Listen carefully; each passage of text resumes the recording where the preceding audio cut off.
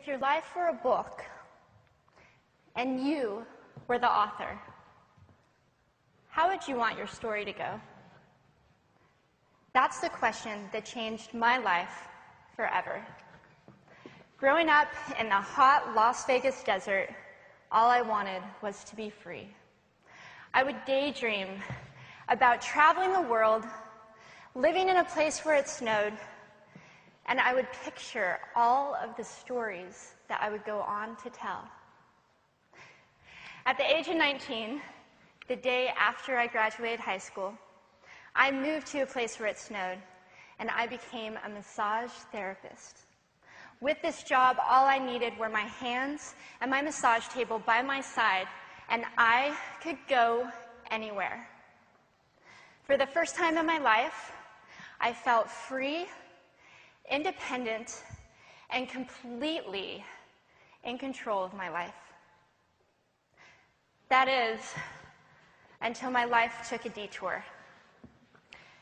I went home from work early one day with what I thought was the flu, and less than 24 hours later, I was in the hospital on life support with less than a 2% chance of living.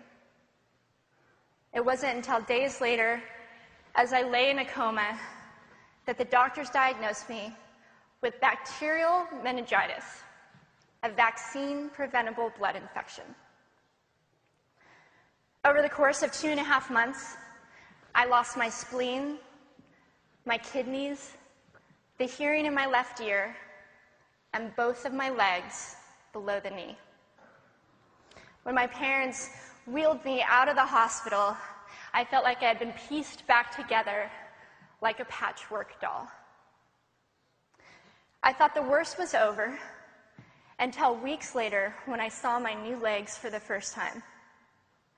The calves were bulky blocks of metal with pipes bolted together for the ankles, and a yellow rubber foot with the raised rubber line from the toe to the ankle to look like a vein.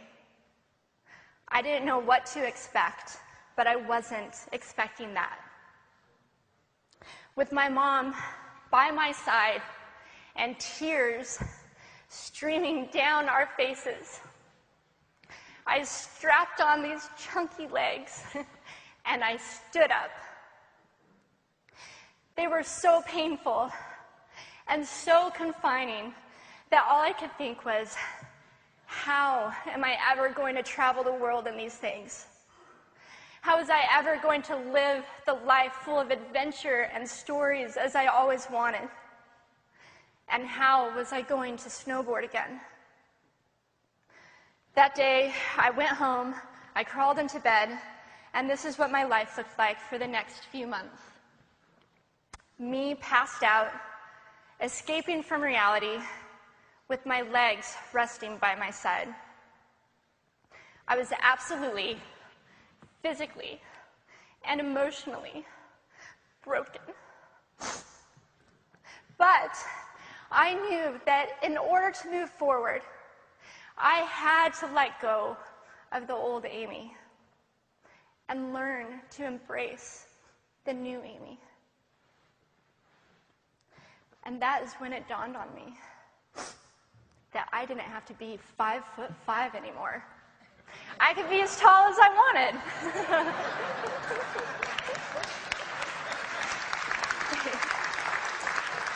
Or as short as I wanted, depending on who I was dating.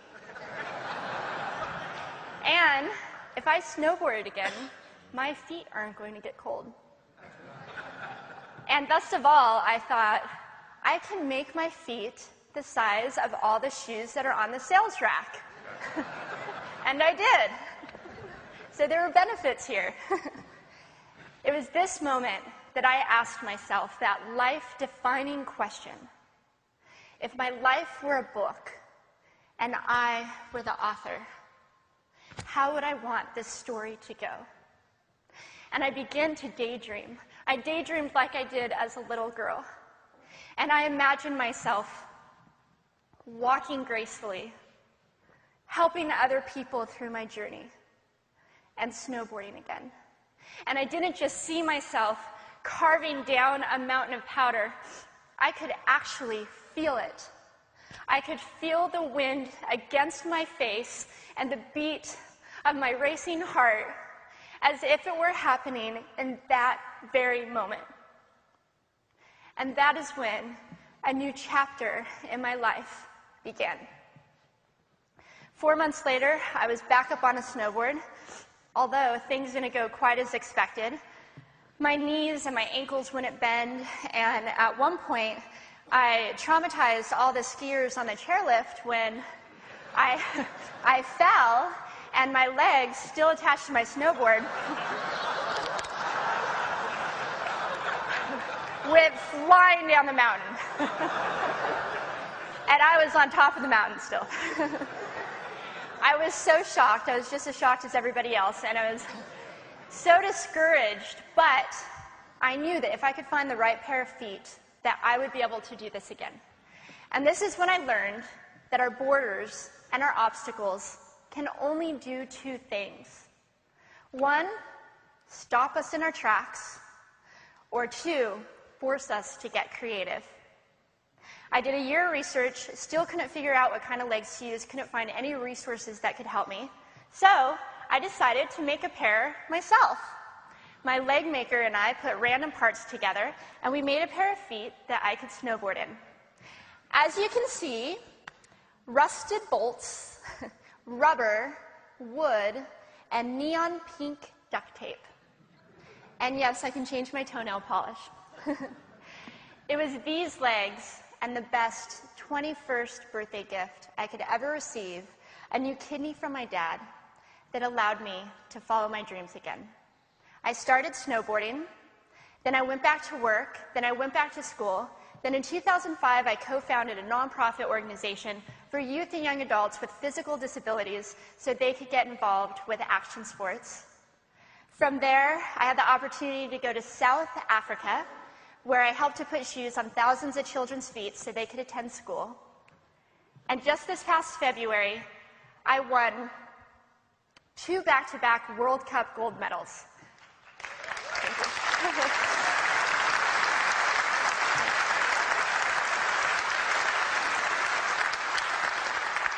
Which made me the highest-ranked adaptive female snowboarder in the world. 11 years ago, when I lost my legs, I had no idea what to expect.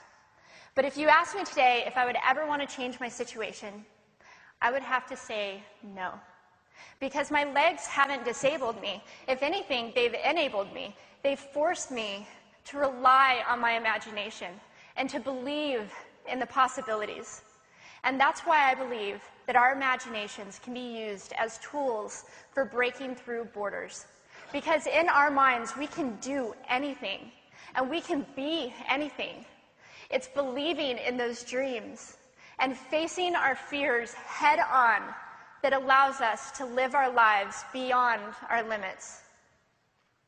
And although today is about innovation without borders, I have to say that in my life, innovation has only been possible because of my borders.